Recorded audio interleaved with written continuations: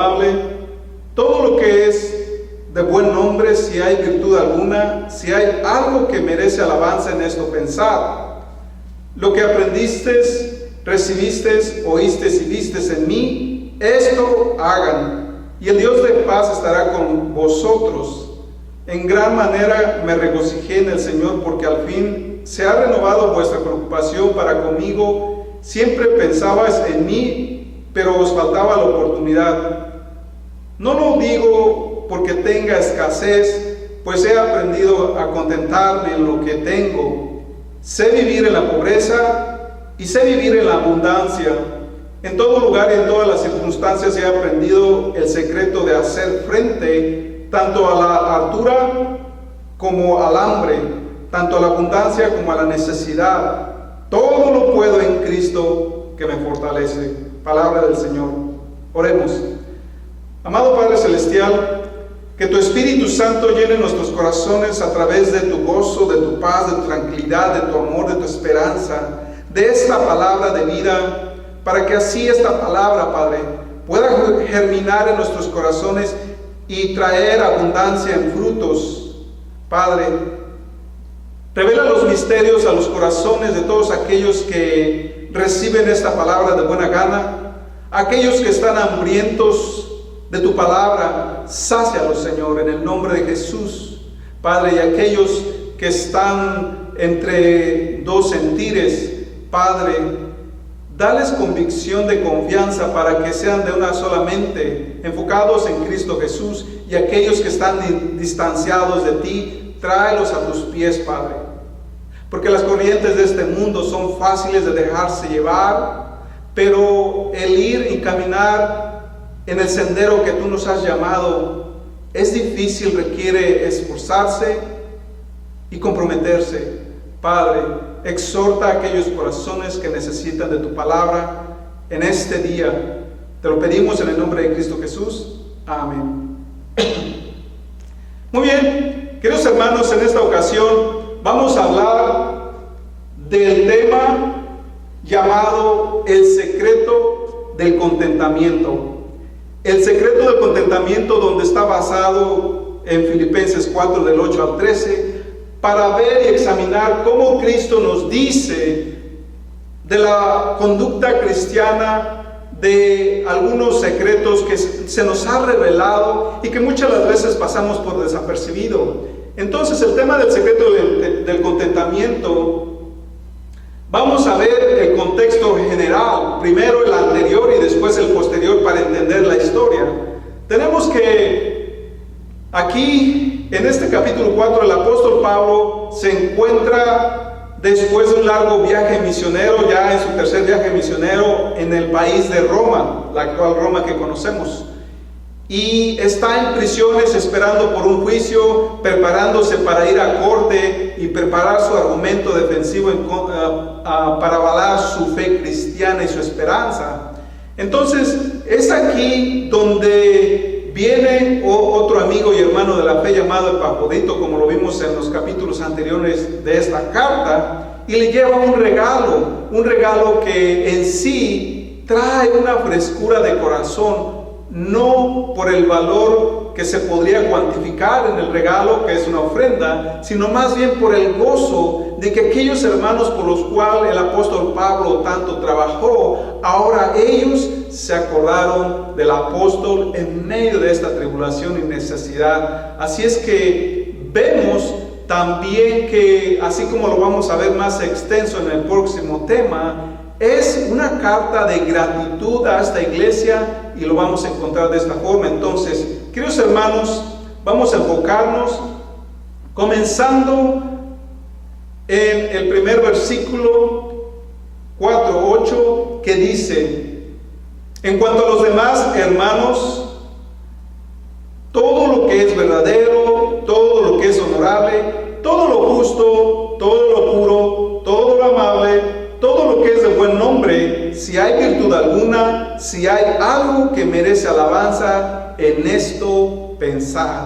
Muy bien, en ese primer versículo, cuando el apóstol Pablo comienza en esta historia, en esta anécdota, contándoles, diciendo por lo demás, ya el apóstol Pablo está comenzando con esta conexión a concluir una temática que en este caso nosotros lo tenemos desglosados en 4 capítulos.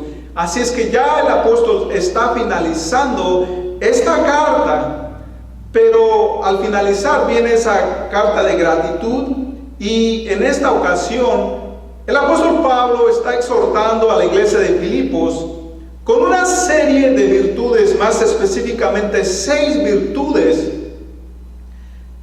que conforman la mente saludable de un cristiano. Recordemos, el contexto de esta carta es para un grupo de personas que ya son creyentes. Entonces, en este grupo de personas que ya son creyentes se mencionan 6 virtudes que tenemos, si puede identificar en pantalla. Virtudes como ser verdadero, ser respetable, ser justo, ser puro, ser amable y de buena reputación o testimonio. Entonces, estas 6 virtudes son parte de una mente sana. Y cuando digo una mente sana, como lo hablaba la semana pasada, cuando estamos alejados de Cristo, nuestra mente muchas las veces viene a ser atormentada, viene a ser bombardeada por pensamientos nocivos, negativos, por cosas malas, e incluso pareciese que la mente no nos pertenece. Perdemos el sueño, no tenemos paz. Pero cuando comenzamos a desarrollar una relación personal con Cristo Jesús, entonces esto comienza a cambiar y nosotros podemos conquistar lo que un día nos pertenecía y por alguna otra razón perdimos a través del tiempo. Entonces usted lo va a notar, porque en su niñez típicamente la mayoría somos felices, disfrutamos de la niñez, de la vida, pero conforme va creciendo, conforme vas experimentando más el diario vivir, entonces los golpes de la vida te azotan hasta el día en que llegas y tu mente o tu corazón está ya contaminado con corrupción, con cosas malas, con dolor, con sufrimiento, con resentimientos, y la lista sigue y sigue, sigue. Entonces este apóstol ahora nos viene a decir la buena conducta, el buen carácter que conforman una mente libre de todo esto. Entonces, en cada una de estas virtudes, el apóstol usa una palabra para decir todo lo que es verdadero, todo lo que es respetable. Y así en cada una de estas virtudes dice todo, donde podríamos decir que en cada una de estas categorías podemos incluir otras de las cuales no se hace mención, pero que definitivamente son cuestiones positivas. Y es que para cada uno de nosotros, tu mente es como un jardín. Donde quiera que estemos, nuestra mente es como ese lugar, o nuestra casa, o la parte de la yarda, la propiedad donde vivas, que dedicas y puedes sembrar.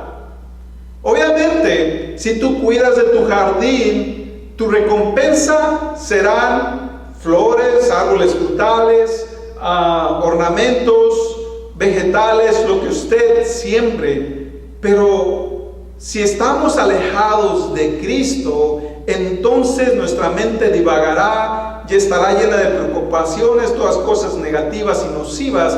Entonces ese jardín estará solamente generando cardos y espinos, por no decir que es el sufrimiento, los golpes de la vida, de los cuales muchas las veces nosotros no tenemos control, y otras veces hemos dirigido nuestra propia vida con nuestras decisiones en esta dirección de sufrir. Entonces, queridos hermanos, escojamos lo bueno, escojamos lo que es pertinente, lo que nos invita Cristo en esta ocasión, porque nosotros tenemos la elección si estar en la parte negativa y desarrollar una perspectiva nociva de la vida, o tener una parte positiva. Entonces, los pensamientos incorrectos van a hacer que desarrolles también sentimientos incorrectos. Y eso te va a traer en direcciones contrarias. También muchas de las veces esto va a ocasionar que te estrangulen tus preocupaciones e incertidumbres personales. Y el apóstol Pablo nos dice en la segunda carta de Corintios 10 que debemos sujetar estos pensamientos a los pies de Cristo. Esto es lo que nos invita el apóstol Pablo. Hay un poema que un autor escribió diciendo: si siembras un pensamiento, segarás una acción. Si siembras una acción, segarás un hábito. Y si siembras un hábito, segarás un carácter. Y si siembras un carácter, segarás tu destino. Entonces, queridos hermanos, hagámonos responsables por nuestras propias acciones, palabras y decisiones, sin culpar a otras personas o mucho menos a Dios. Nosotros vamos a cosechar lo que estemos sembrando en todo el aspecto de la palabra. Un doctor llamado Walter Cover hizo una encuesta concerniente a la preocupación, y en esta encuesta pasa algo interesante. De ese todo que representa el 100%, descubrió que solamente el 8% de las personas que sufren de preocupación, de ansiedad, de depresión, la raíz de todo esto eran razones netamente verídicas. Pero resultó que el 92% de todas estas preocupaciones mentales eran cosas imaginarias, teorías que nunca ocurrieron, o incluso cosas que están fuera de control de las personas. Entonces podemos ver incluso en las estadísticas que la mayoría de las cosas que nos atormentan mentalmente o emocionalmente van más allá y ni siquiera forman parte de una realidad, sino que nosotros las hemos sembrado y las hemos estado cosechando. Una persona viviendo bajo estas condiciones no conocerá la paz de Dios. Por eso debemos de estar conscientes de estas realidades, porque en el Evangelio de Juan 8:44, la palabra de Dios dice que el diablo, dice, cuando habla de mentira, de lo suyo propio habla, porque es mentiroso y el padre de la mentira. Es Satanás que muchas de las veces ataca a las personas a través de su mente, y la mente también ayudada por la falta de compromiso y por el distanciamiento de una relación estrecha con Dios. Entonces ocurre lo que ahora nos dice también Corintios, cuando dice que así como la serpiente con astucia engañó a Eva, de alguna manera nuestros pensamientos se hayan extraviados. Cada vez que nosotros nos alejamos de Dios, esto es lo que vamos a cosechar. Por eso es que las personas se llenan de adicciones, buscando llenar sus huecos con otras cosas, porque están alejadas del amor de Dios. Ahora, en Efesios 4:17 nos advierte que no andemos en la vanidad de esta mente, como los incrédulos, siguiendo las corrientes del mundo, como lo dije al principio. Y también en Tito 1:15 nos habla de que una vez que nosotros somos atrapados por las corrientes mundanas, entonces nuestra mente es cautivada por la mentira, corrompida. ¿Por qué? Porque entonces ya está extraviada. Todo lo contrario a lo que nos enseña el salmista David en Salmos 19 y 119, voy a leer los dos pedacitos. Dice: todo el creyente que en su corazón y su mente la llena de la palabra de Dios puede fácilmente identificar los pensamientos malos que entran y que quieren dominarnos. La ley de Jehová es perfecta y restaura la mente, lo que dice el salmista. Los preceptos de Jehová son rectos, alegran el corazón. El mandamiento de Jehová es puro y alumbra nuestros ojos. Así es que los juicios de Jehová son verdaderos y todos son justos. O también, como lo dice en el 119, mucha paz tienen los que aman la ley y no hay para ellos tropiezo. En pocas palabras, como lo he dicho anteriormente, cuando nosotros meditamos, leemos y estudiamos la palabra de Dios, la palabra de Dios tiene promesas con cumplimiento para aquellos que la atesoran. De tal forma que si nuestra mente está invadida por cosas nocivas, hagámonos la pregunta si estamos atesorando la palabra de promesa de Dios, la palabra de vida. Debemos de tener esto en cuenta, porque cuando estamos en este tipo de situación es necesario retroceder y analizar nuestro caminar, nuestro sentir y nuestro pensar para no caer en la trampa del diablo. Muy bien.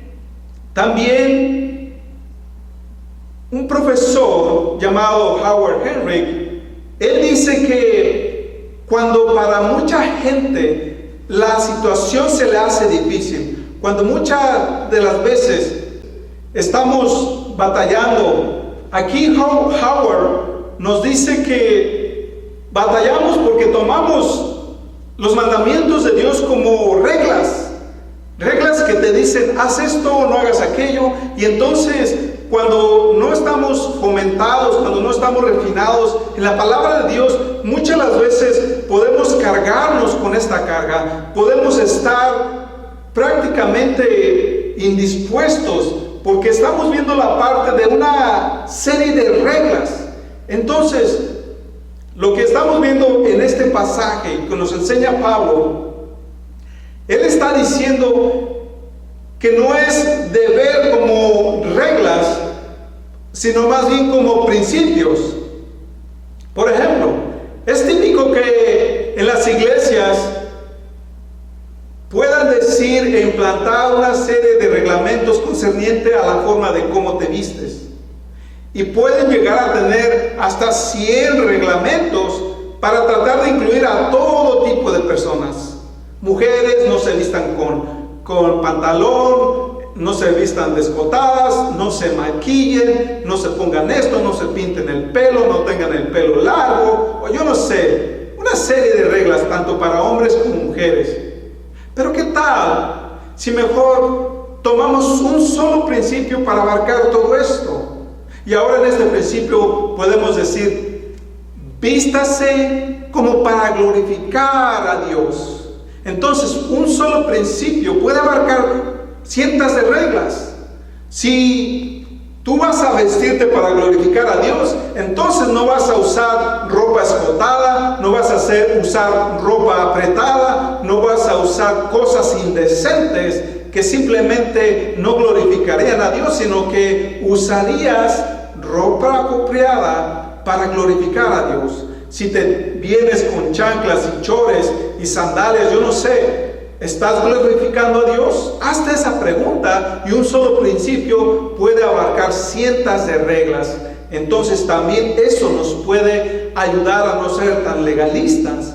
Pero también con los principios comenzamos a desarrollar el discernimiento, porque no todos los principios son netamente directos y concretos en todas las cosas que hay en la vida. Por eso muchas las veces las personas carecen de discernimiento y hay mucho debate y argumento en todo esto. Muy bien, versículo 9. Lo que aprendiste, recibiste, oíste y vistes en mí, esto hagan, y el Dios de paz estará con ustedes.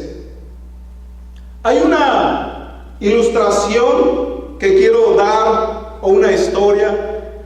En una iglesia, en una ocasión, el pastor y su mesa directiva estaban tratando de elegir un par de diáconos, ujieles como los llamen, o aquellos que se dedican a servir en la iglesia.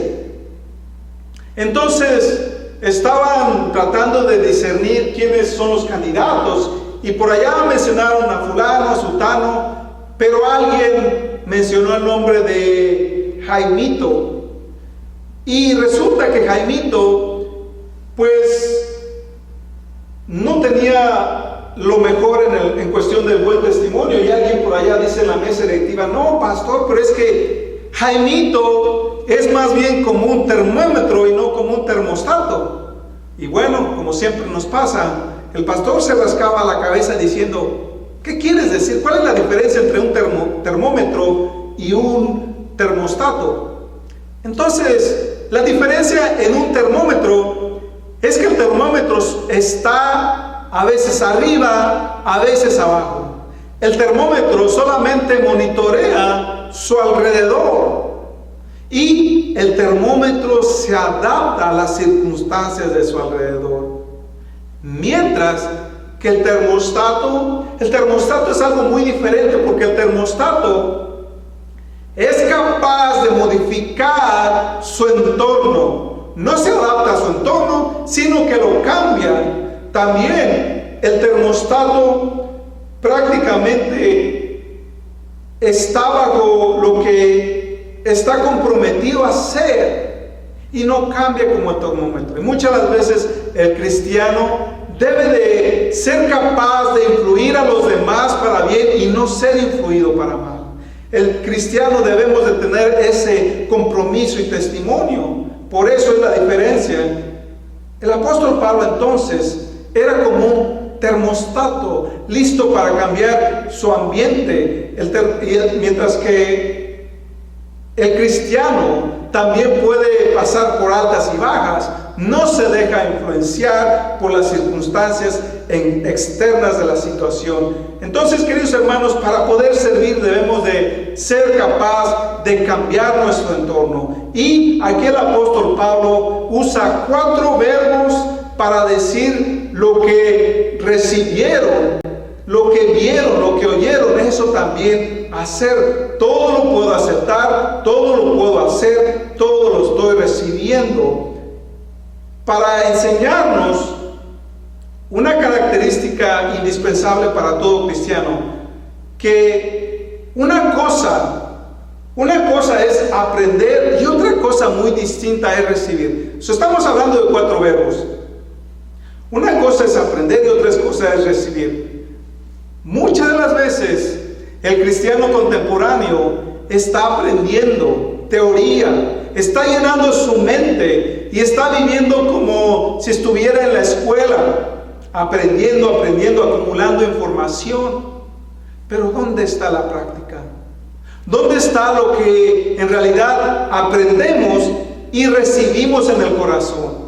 Ahí está la distinción de una cosa y otra, porque la palabra de Dios no solamente enseña, sino también aprende, también exhorta a practicarla y a vivirla. Entonces, como más bien en términos sencillos lo dice la palabra, no seamos oidores de la palabra, sino también hacedores de la palabra, como lo dice Santiago 1. Debemos vivir correctamente para poder entonces experimentar y cosechar la paz de Dios. Es la única forma de practicarla y vivirla. Entonces, recibir la palabra de Dios, interesantemente, se usaba como un término oficial incluso en los tiempos del apóstol Pablo, como una tradición rabínica.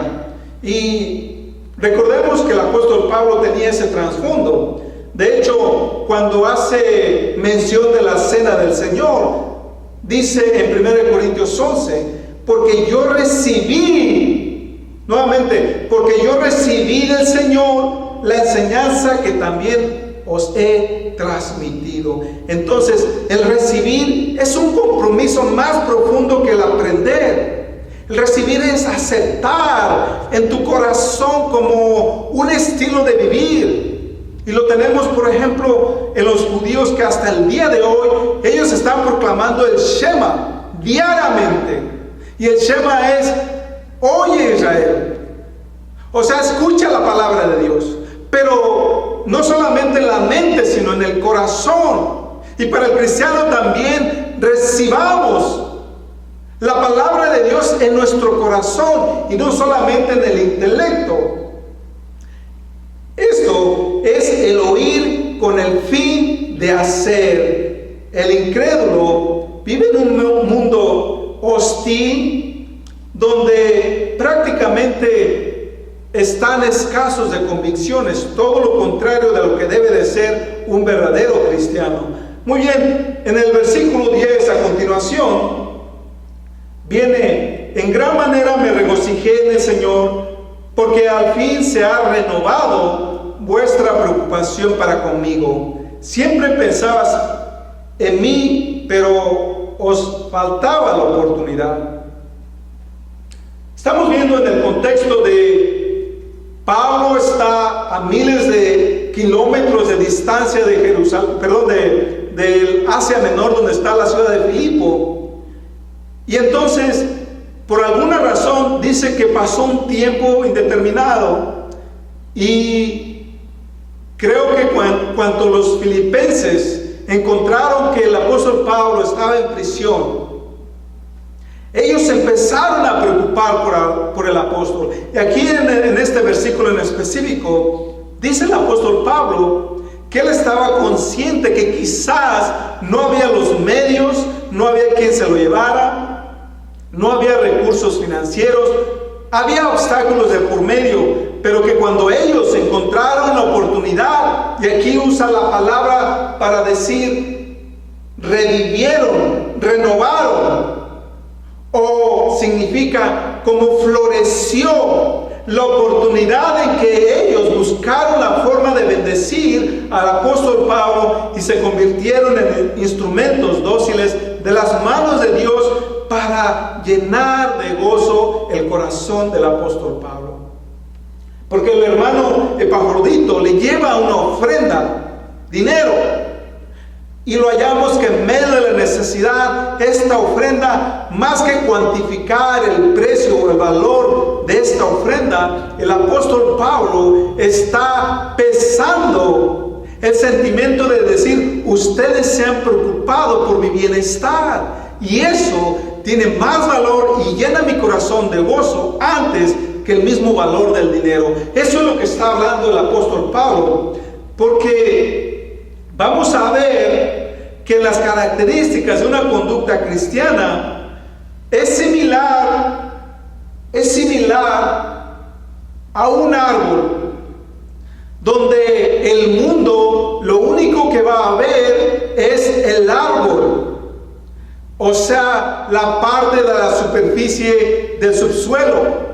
Solamente ve el árbol con su tallo y sus hojas, sus ramas, pero detrás, o más bien dicho, debajo de este árbol, está una serie de raíces que sistemáticamente se despliegan y se sumergen en la profundidad del subsuelo para buscar sus minerales y su agua. O también lo podemos ver como un río lleva sus caudales, lleva sus aguas, pero detrás de estas aguales vienen viajando desde distancias de montañas altas donde la nieve se deshace o las lluvias caen y acumulan esta agua llevando el caudal. Muchas las veces la gente no puede ver la fuente de estas aguas, muchas las veces la gente no puede ver las raíces del árbol. Así también como en el cristiano, la gente solamente ve lo que ve en sus ojos,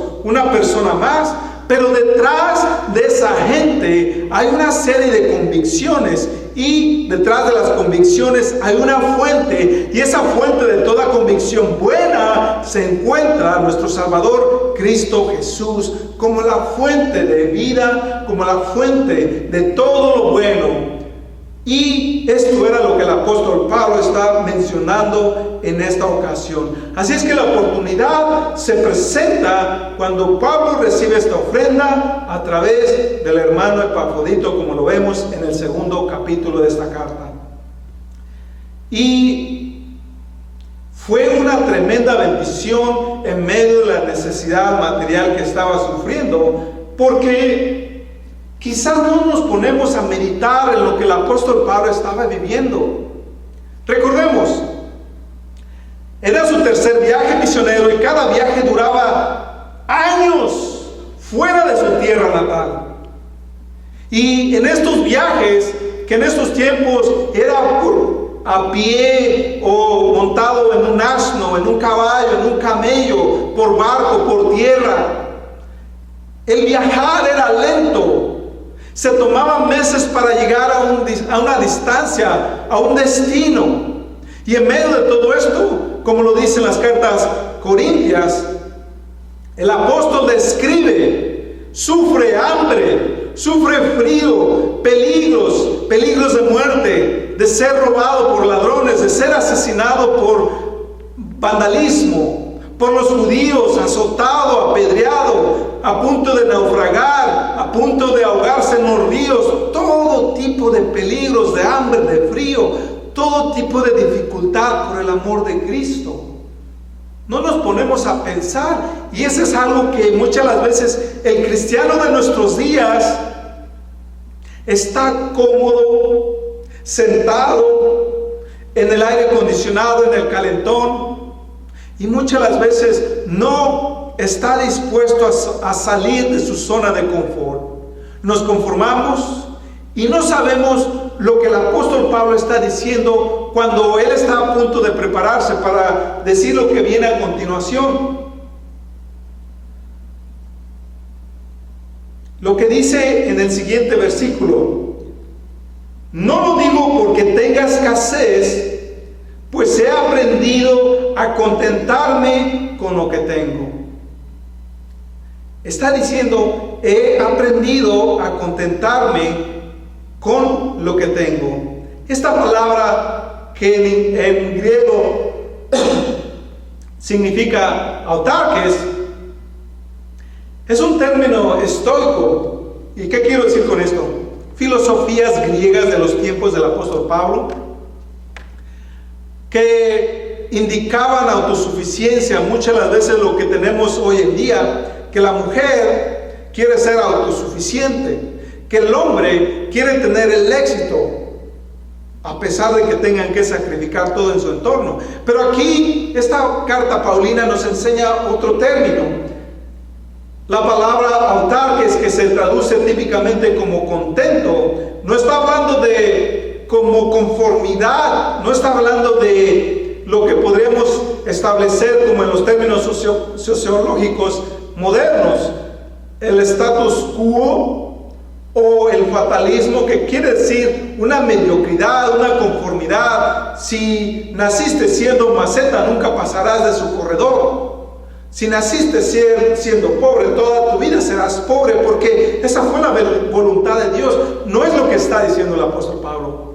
Estar contento, está diciendo que a pesar de que el apóstol Pablo pasó por todo tipo de circunstancias terrenales duras y difíciles, y en su mayor necesidad, el apóstol Pablo sufrió todo lo que se puede sufrir, y a pesar de todas estas circunstancias, él estaba satisfecho, él estaba contenido, él estaba completo. Esto es lo que quiere decir la palabra que tenemos en pantalla, que quiere decir estar contento, porque sus fuerzas no nacían en él, porque su motivación no estaba en él, porque él no dependía de las circunstancias de su entorno, sino que él dependía de Cristo Jesús. Eso es lo que está diciendo el apóstol Pablo al decir que él estaba contento.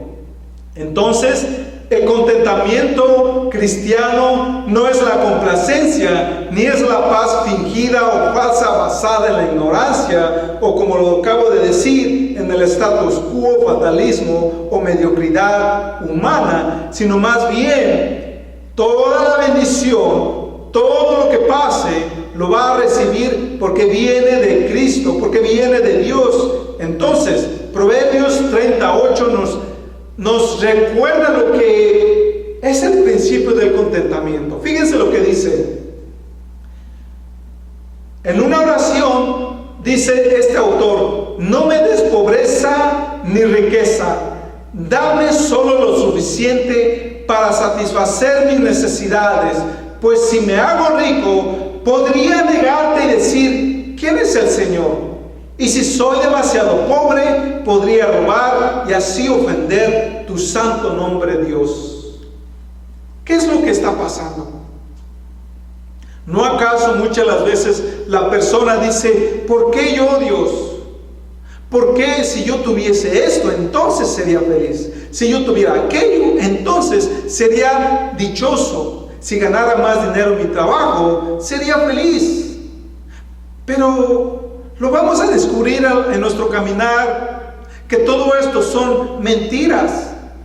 Puedes ganar el doble, tener y complementar tus sueños materiales, casas, carros, dinero, pero al final del día viene nuevamente la frialdad a tu corazón.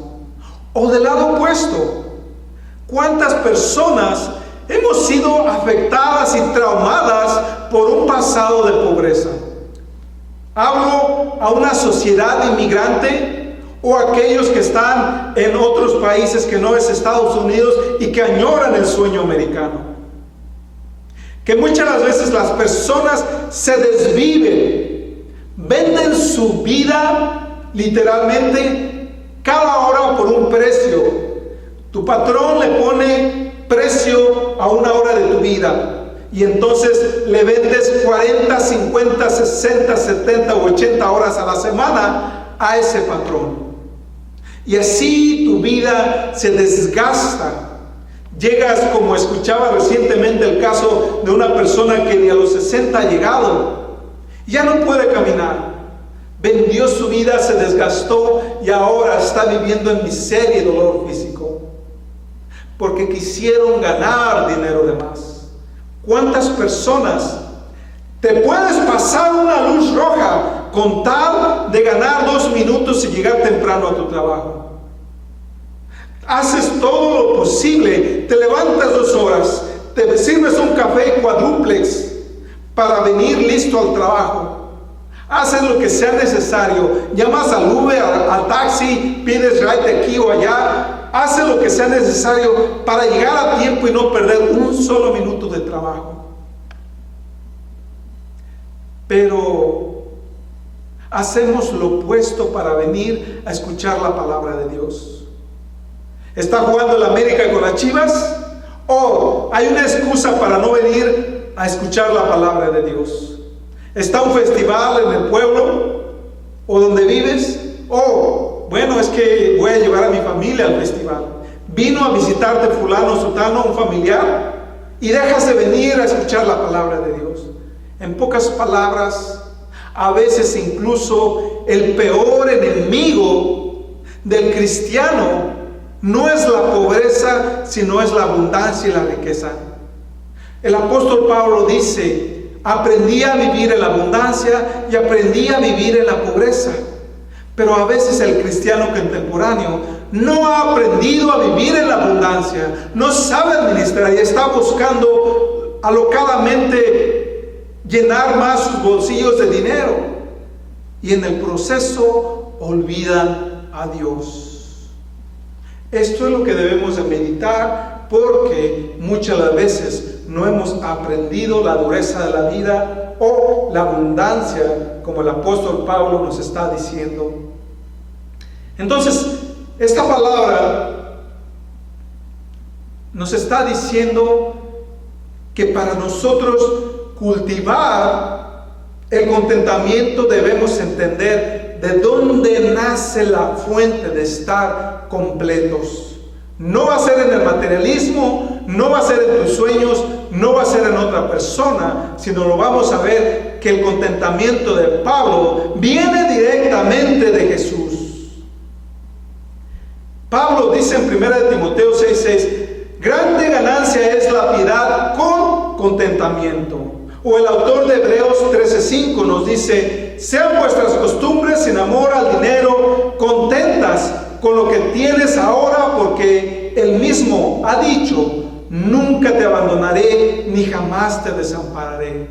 Es lo que estábamos hablando la semana anterior, cuando Jesús nos dice que no nos preocupemos por lo que habremos de vestir, por lo que habremos de comer, porque el Señor tiene cuidado de estas cosas.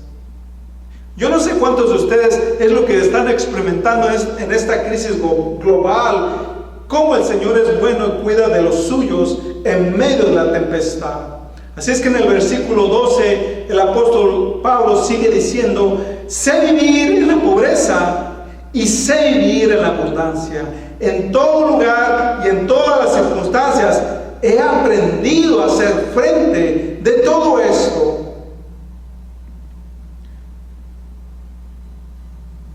Cuando el apóstol Pablo era un fariseo judaico y todavía no había venido a los pies de Cristo, él era fariseo, una clase aristócrata, o sea, como en nuestros días un político, alguien grande en la religión como es esa religión tradicional, tenía mucho dinero y comodidad, estaba en la clase alta. Entonces, los primeros 30 años de la vida del apóstol Pablo hubo mucha abundancia, pero luego Dios tenía otros planes. Fíjense lo que Dios tenía planeado para el apóstol.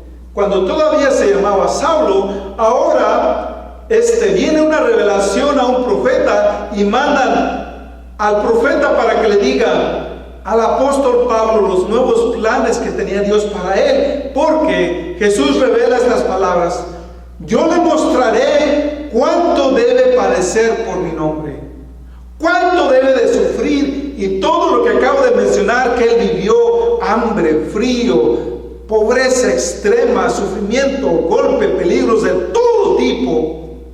Esto era parte de los nuevos planes que Dios tenía para el apóstol Pablo. Entonces, por supuesto, Saulo sabía vivir en la abundancia porque lo vivió por 30 años.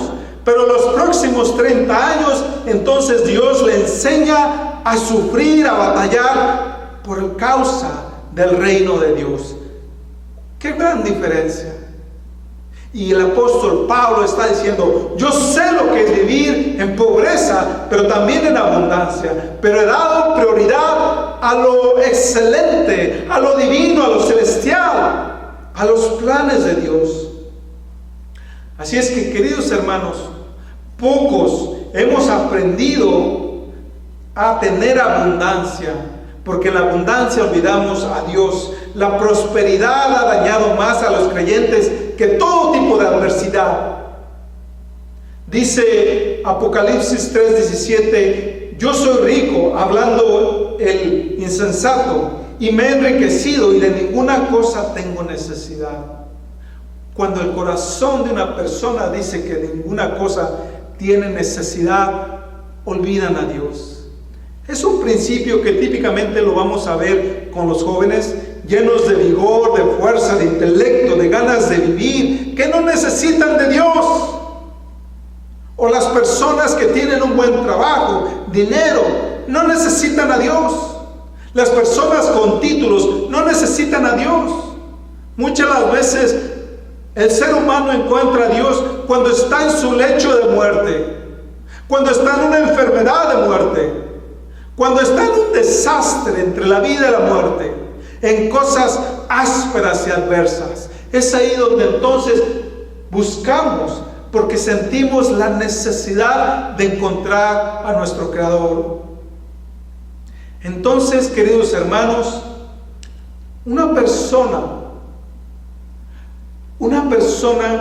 que ha vivido por adversidades, una persona que ha sobrevivido a la enfermedad, una persona que en medio de la tragedia, cuando pierde un ser amado, una persona que ha entendido el amor de Dios y los planes, así como el apóstol Pablo dijo: por el resto de mi vida yo sufriré en el nombre de Jesús y aprenderé a vivir en la voluntad de Dios. Entonces es una persona que podemos usar lo que Dios nos da de promesa.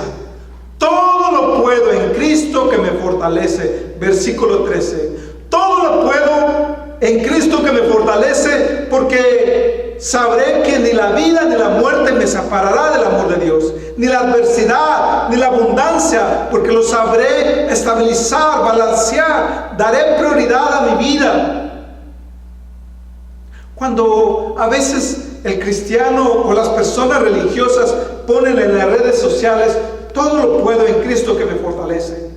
Pero viene la primera tribulación y la persona está negando su fe cristiana. La persona está negando de Dios. La persona está cuestionando, ¿por qué yo? El apóstol Pablo no comenzó su carrera cristiana siendo el gran estrella, siendo el gran apóstol. Tampoco ninguna persona que ha madurado nace y ya es madura, sino son los mismos golpes de la vida, la adversidad, la pobreza, la tribulación, la tentación, la mala racha, las cosas difíciles que comienzan a moldearnos, que comienzan a hacer de nosotros una persona madura en la fe. Así es que si nosotros queremos entender lo que decía el apóstol Pablo, todo lo puedo en Cristo que me fortalece. Este es el secreto de entender que estamos contenidos y completos, porque la fuente no viene de tu trabajo, no viene de tu familia, de tu esposo, de tu esposa, de tus hijos, no viene del éxito material, sino que el contentamiento del corazón, la paz, el gozo, vienen de la fuente de vida, vienen de Dios, vienen de Jesucristo.